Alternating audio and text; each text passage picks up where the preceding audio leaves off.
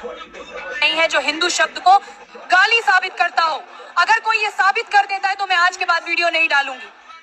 दूसरा, और जो सबसे ज्यादा और घटिया तर्क दिया जाता है कि ये पारसी लोगों का शब्द है, पारसी लोग सा को हाँ कहते थे, इसीलिए सिंधु के पूर्व में रहने वालों को हिंदू कह दिया। अगर ऐसा है तो पाकिस्तान का सिंध प्रदेश हिंद क्यों नहीं, सिंधी को हिंदी क्यों नहीं कहा गया और संस्कृति को संस्कृत क्यों नहीं कहा गया? जब इसकी गहराई से जांच की तो पता चला केवल उन विदेशी लेखकों ने 18 से 19वीं सदी के बीच में लिखा है। ये वही यूरोपीय लेखक थे जो भारतीयों को हीन भावना का शिकार करने के लिए इसका प्रचार करवाते थे, और आज भी उनके कुछ वंशज भारत में मौजूद हैं जो समय समय पर इसका प्रचार करते रहते हैं। आपने देखा होगा सबसे ज्यादा यह चर्चा में तब आया जब 2014 के बाद हिंदुओं ने अपने खोए हुए गौरव को पाने के लिए एकजुट होना शुरू किया, जिससे उन लोगों की सजाई गई दुकान बंद होने लगी। जब हिंदू एक होने लगे तब उन लोगों ने हिंदुओं में हीन भावना पैदा करने के लिए इस तरह की भाषा का प्रयोग किया।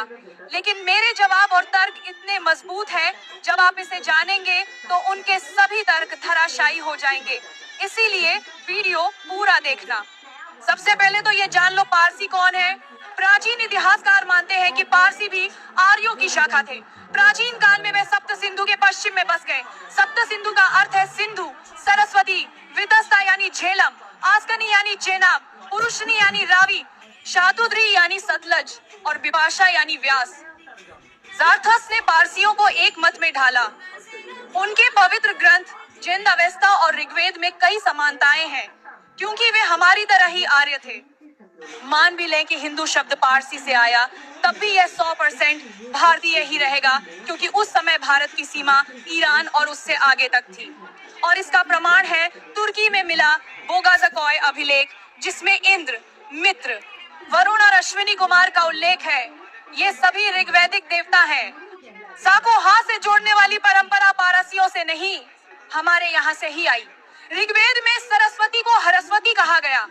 अथर्ववेद में लिखा है हरितो नारायण, और वैदिक शब्दकोश निघंटु में भी लिखा है सरितो हरितो भवंती, अर्थात सरिता ही हरिता है। ऋग्वेद में नेता सिंधु नाम का प्रमाण मिलता है। ये साबित करता है कि सा को ह कहने की परंपरा हमारे यहाँ से ही शुरू हुई, और सिंधु शब्द को उस समय एक राष्ट्र की तरह इस्तेमाल किया जाता था, जो समय के साथ हिंदू हो गया। आज भी गुजरात के पश्चिम में सौरसेनी क्षेत्र की भाषा में सा की जगह बोला जाता है। इससे साबित होता है कि हिंदू शब्द वैदिक काल से ही हमारे यहाँ प्रचलित था। और बृहस्पति